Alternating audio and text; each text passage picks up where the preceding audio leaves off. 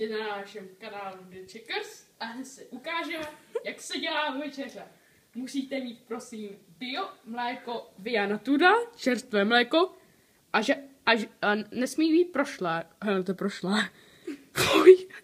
Fuj, ty vole. Druhý pokus. Není to prošlé, dítě 13. Jo. Epic fail. Jo.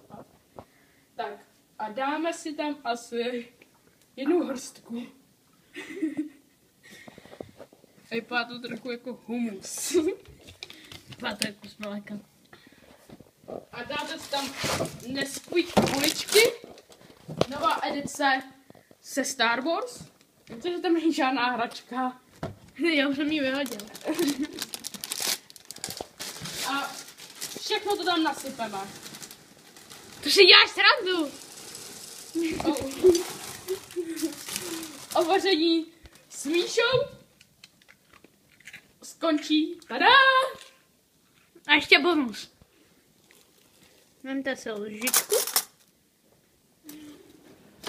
A dobrou dovnitř. A dobrou chuť. A dobrou chuť. Sakra. To je nejlepší.